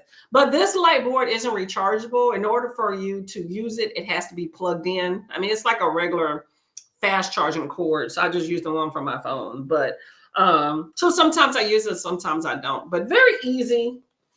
I definitely like the light board. I just have all these accessories I don't need, but it came well with those. So, but anyway, that's the lion. The lion. I guess I'll call him Leo. What did I do? Let me put this back on his piece. I got a lot of ones not done. I want him lit to stick to his face. But I'll be working on that while I listen to my book and do Sprint. I'm going to put Sprint on the big screen, check out some folks, and probably sit around on Dee Dee's channel. Let me see. Okay, so Kiana says she's going to finish. Alicia said there's 8 planets. I grew up with the phrase, my very educated mother just served us 9 pizzas. Mercury, Venus. Oh, I like that. My very educated mother served us 9 pizzas. Oh, so Pluto is not a planet anymore. Okay, see, those are things I was not aware of. Things change, right? There's still, 7 continents, right? They found some more land. Yeah, they're not that expensive. I got mine off Amazon. They're not super expensive, you know. I just was like, do I need this accessory? And the main reason I didn't get one before I just broke down was that, I mean, for the most part, I mean, you can get one individually, but a lot of them comes as part of a kit. And get the correct one, though, because there's an A1, which is a really large. Then there's the A2 and 3, which is medium, which I think for most of us that do diamond paintings on a table, the A3, what did I say? A2 or 3, which you normally see the A3, is the one you would get. That's my size. And then there's the A4, which is for those smaller diamond paintings. I wouldn't get the A4. You can get a whole kit with the A4 for like $14, but I wouldn't get that because that's like the smaller one, and you'll be like trying to put the diamond painting on top, which is fine if that's what you want. But I'm just saying, if you're going to intentionally get a kit, you might as well get one that fits the whole thing. Because I was going to get the A4 at first, because I was like, it doesn't matter. And then I was just looking at most of the kits that I have, and now that I know the difference, then I just went ahead and got the A3. If I didn't know the difference between, then I would just be like, whatever, you know. Yeah, but they're nice to have. They are little clear balls that I'm hanging with the vines. They look like bubbles. Oh, that'd be cool. Looks like water droplets coming off of the vines. Oh, that sounds like a cool aesthetic. I'd like to see it. Alicia says, neat diamond painting. Love it. I'm trying to be neat. I think all of mine came out pretty well. I'm just trying not to have so much corrections in the end that I need to make to them, you know? I just think it'd just be better. Thanks for hosting. Thank you very much for coming by today. Thank y'all for listening to my wrap up if y'all were here. And also, you know, for being with me on a day that I normally don't sprint. I will not be sprinting on Sunday because I work this weekend. Will I be here on Tuesday? Hold on. Let me see what I put by. I'm trying to be consistent, but I'm not going to be consistent in January, just to be honest, y'all. I will be sprinting on Tuesday, this upcoming Tuesday on the 14th. But I will not be for the rest of the month. So I will see y'all on Tuesday if y'all are around, okay? Christina says to remember to hydrate and do some laundry. Hit the like button and sub and ring. I love it. Thank you. Thank you. Alicia says, with my diamond painting, I usually do a checkerboard pattern, skipping every other one, then going back and filling in the gaps. Huh. I'm trying to imagine that in my head. Okay, so you do one at a time. Why do you do it that way? I'm trying to think of a value of doing it that way. Even if the colors match, do you do that? And do you use, I'm assuming you don't use a multi-placer. I saw this one lady that does diamond painting, and she was saying that it's better to, like I was saying, be in all in one orientation, but also do the ones right next to each other and almost kind of push them against each other so they fit snug. But I tend to be in little small sections and do like, or sometimes if I know I'm going to be diamond painting in a while, I'll take 2 sections off so I can minimize, the putting the drills back in the thing. But I'll do like all of one color as much as I see before I go to the next one. So sometimes it's not right next to each other. I think when you kind of have to go in and fill in the gaps is when you get a lot of spaces or orientations off. Click, click, click. Christina says, well, at least the wavy parts are in the main. Hair is wavy. True, true, true. Why is this not clicking? Okay. Yes, I agree with you on that one. Yeah, you can't see it that much.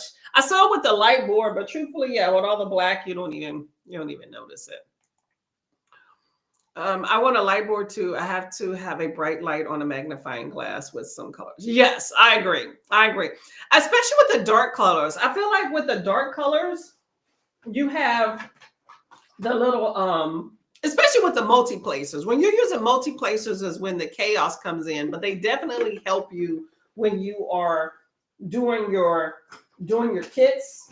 But I'm trying to find mine. Okay, we'll use my blue one, right? So this one's, I think, like 6. I have the single, I have a 3, a 6, or maybe it's a 5, and then a 9, right? I use this one probably more than anything. But yeah, but I just think the darkness around the placer, I think kind of gets obscured when you're putting things down. So having that light helps you. But I think the best view, truthfully, is having the light board and a magnifier. Both together work really well. Sometimes if the room has enough light, I don't need the magnifier board. I'm sorry, the light board, but definitely the magnifiers. I tried to do it. I thought that once I got the light board, I wouldn't need my magnifiers. And I was like, no. I feel like I don't have to second guess like my placement. And it is really crisp and big when I have the magnifiers and the light board. So if I'm doing diamond painting at night, I use both. During the day, a lot of times I can get away with just the magnifier. So it all depends on your eyes. Amazon.com. I just did a search for light board, and then all these different ones came up. And there's some expensive ones because a lot of people use them from drawings and stuff. But I just did light board diamond painting as a search. And then all of these things came up. And I figured I would go ahead and get a kit because some of the boards were just as much or more expensive by themselves. And I just wanted a cheap light board. It don't have to be fancy. So, but this one, like I said, came as a kit of 27. I think it's like an 84-piece kit or something. But it came with like 2 of these. These are the storage kits, but it came with 2 of these.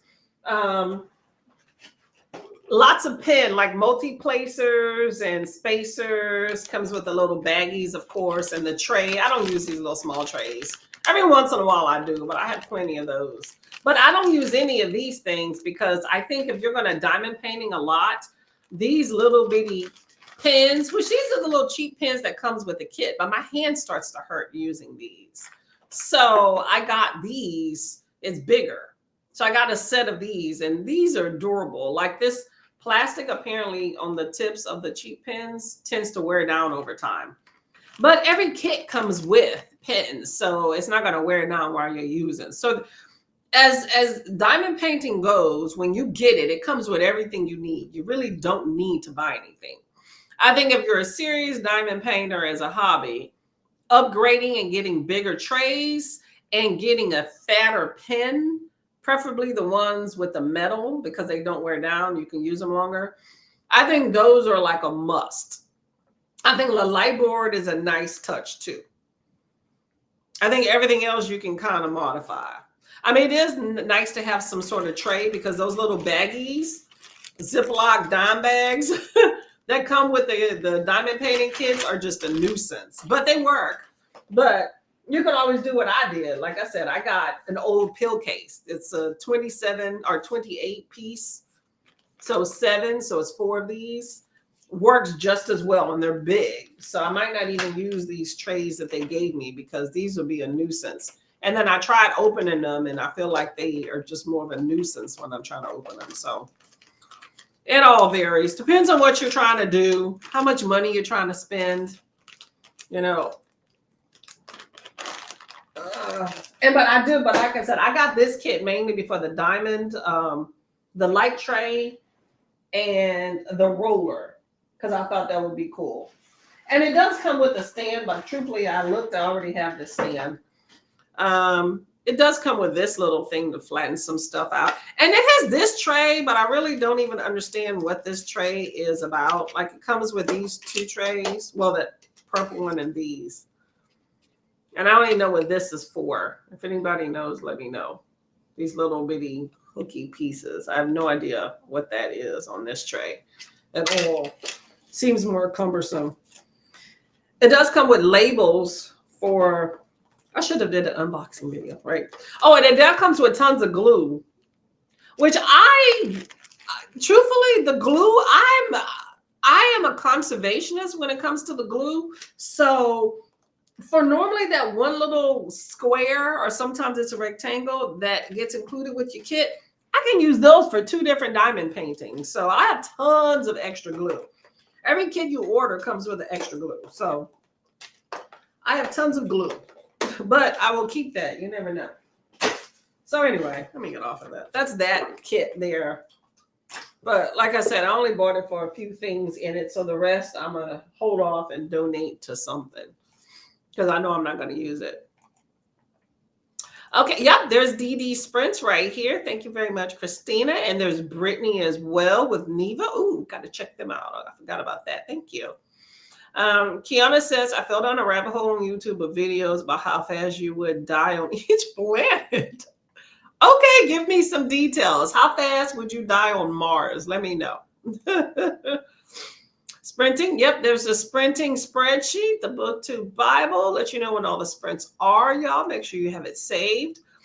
I typically do really big kits. Okay, wait, diamond paintings or kits?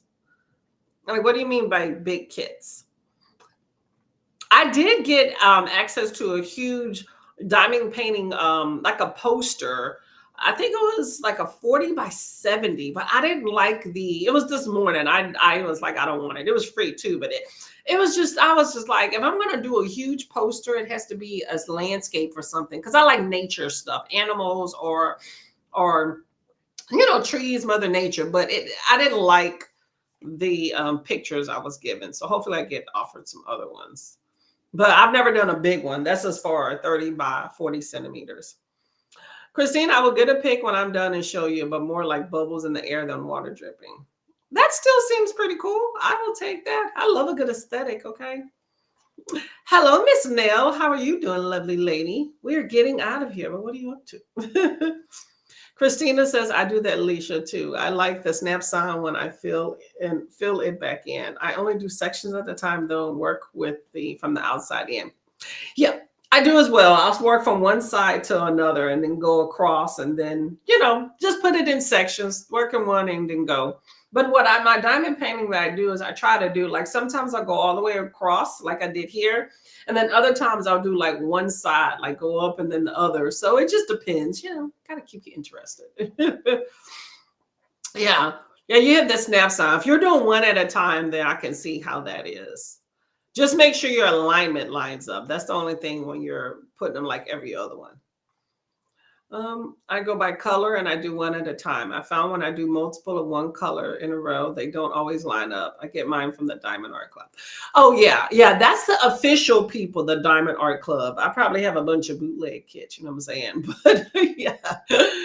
Yes. So do you get the square? I have one kit that's a square and I haven't done it yet. I think I'm intimidated. I think I'm going to try to do it next because those you have to do one at a time. And I hear you get that sound a little lot more. But all the ones I've done thus far, including this one, are the diamond ones. But yeah, squares you can't multi-place on that one. And they're much more sensitive. So I think a lot of people tend to steer clear of them unless they're hardcore into it. You know what I'm saying? Hello, lovely Adrian. How are you doing? Happy New Year. Happy New Year to you as well. Hopefully everything's going good. New year, right? Christina says, I can't even see the symbol, but I stopped using the multi-places. I can do it straighter without them. Okay, there you go. I'm hit or miss, but yeah, the symbol, yeah. You definitely need to have a good visual to see the symbols in order to place. But yeah, I think definitely when you place directly on it and try to hide as much of the black as possible, I think is definitely, or whatever color the symbol is definitely, you know, it makes you be more on cue for lining things up. I tend to be off sometimes, but I definitely like a multi-placer for sure, especially if it's all like the same color. Like, you know, if you have one that like is very monochromatic, I definitely need a multi-placer. If it's like a lot of different colors, like I have like really colorful ones. I just got this one in the mail. Very monochromatic, you know. So this one like this, you're probably not using a multi-placer as much on something like this because you have so many different hues. But, you know, it all varies. That's why I don't like the ones that have like a whole border of just whatever, blue, black, whatever, and then you have one little symbol in the middle, like design that you fill in. I don't like those because I don't need to just do like 100,000 whites around a border and then I get to the center design and that's what I'm filling in. I don't like that. That's not fun. I want them with magnifiers that stand on lamps that are bendy. Ooh, that would be cool. What's her, Nicole at Dusty Book Sniffers, I think, has something like that. I have something like it's a magnifier that sits on the table. There's no lamp attached to it. However, I keep bumping it. So I stopped using it. It's like, I don't know. It sits as it's as big as this, like this size. And it sits, but I don't know. I find these work so much better. I actually have two sets of magnifiers. I have these which don't have any light attached to it. So you have these and then you can flip it up. So I can use these with my regular glasses. I'll actually put them on top. You've probably seen me in spritz. So I'll put them down a little so I can look over at my regular glasses. Or if I flip these up, like if I put them on top, then my regular glasses, because there's no lens here. And then this is the magnifier. My different world ones. And then I have this other one that's a little bit bulkier, but it's a magnifier and it has different attachments for different magnifications. I only have the smallest magnifications. I don't use the other ones. I think it's like 5 levels, but it has a light attached to the center. They're rechargeable. So if you're in an area where you need light, then you can punch a button and you get light directly on it. But I haven't used that in forever. I just try to make sure there's more light in the room and then I can use the regular magnifiers. But there's tons of different accessories for diamond painting. So like I said, it depends on just what you feel like you need and what budget you want. And there's budgets for all different ones. Alicia says, Christina, when I get my kids, the piece that covers the sticky canvas is already perforated into squares. So you can do one section at a time. Oh, that's nice. Okay. See, when you get your stuff from Diamond Art Club, you may pay a little bit more money, but they already do it for you. Like these little sheets I have of mine, I actually bought, but actually they're just wax paper. I noticed that because I was using wax paper before, and then I went ahead and bought release papers, and this is just plain white. And I was like, this is just wax paper. So when I run out, I just tear wax paper off. This one is a regular release paper I just happened to tear. So I'm not like, there's tons of them and I reuse them. So I don't feel bad if for some reason, like I'm running low, because I'm like, I'm gonna just use wax paper next time. They're plain, but there's some really pretty release papers too. Perforated, that is cool. I haven't had one like that. I just pull it back and then cover it back up and press the edges. Yeah. I used to do the plain clear, the clear sheet that comes on top. And it's a nuisance, and I would waste things on it. And I think it's better when you kind of section it with the release paper, whether it comes on it or whether you put it on it. It just, I don't know. I work faster too. Maybe it's just my perception though. The blue tray is a holder for the pen you use. Oh, duh. Why didn't I think of that? Girls, I didn't even think of that. You're right. Okay, well, since I don't use these pens, I guess it's a mute point. But yeah. Oh, that's a good idea. You can put multiple too.